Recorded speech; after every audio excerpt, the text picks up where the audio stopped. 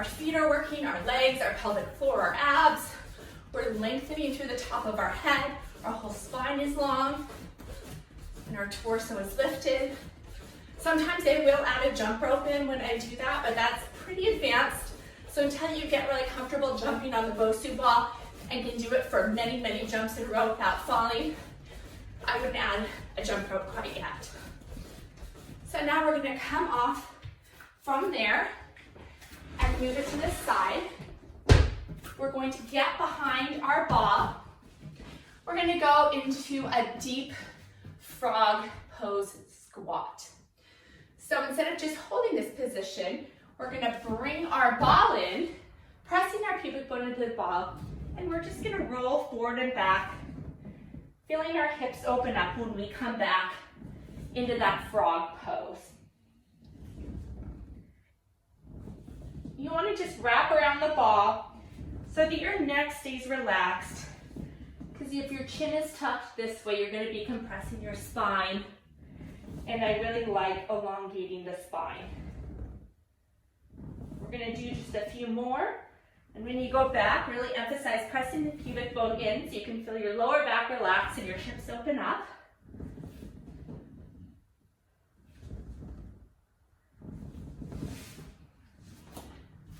And then from there, we are going to get our Bosu again. And this time we're going to do lunge jumps on here. So we're gonna load on the top leg, and you're gonna do lunge jumps. So my weight is actually on the front foot and not back here. Do you see how different that looks with the leg back here?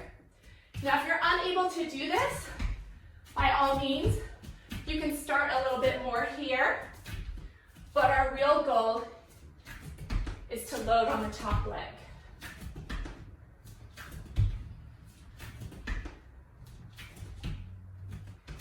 We're going to keep our Bosu here. Now we're going to get on our knees. Have your knees together. Hands will be on top of the ball. And we're just going to roll forward and back, keeping our torso parallel to the floor, lengthening through our tailbone, through the top of the head and the fingertips. If you press down here, you're going to feel a lot of pressure in your shoulders, and instead of pressing down, I really reach through and reach my fingers towards the opposite wall the entire time. So as I reach back, I'm reaching my fingers long and forward and really lengthening.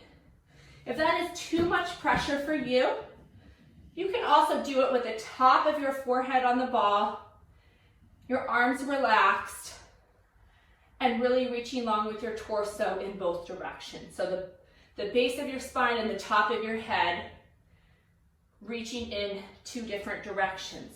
So now from here, I'm going to widen my hands a little bit, and I'm going to roll forward and twist slightly.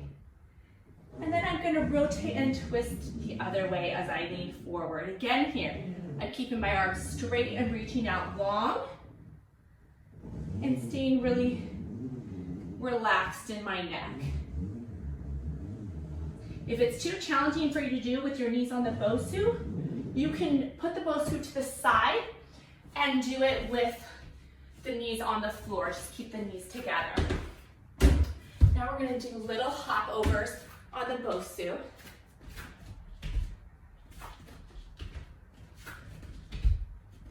So again here, you don't want to look down. You'll be moving forward. You want to keep your sternum lifted, lengthening through the top of the head, and really trying to be quiet with your feet when you land instead of heavy like that. So you're really using your torso to help you decelerate on the way down.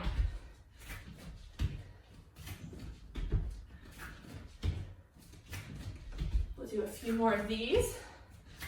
If you want to make it more challenging, you could reach up and load from the top, as well as have someone throw you a ball and throw it back at the same time. Bosu flat there.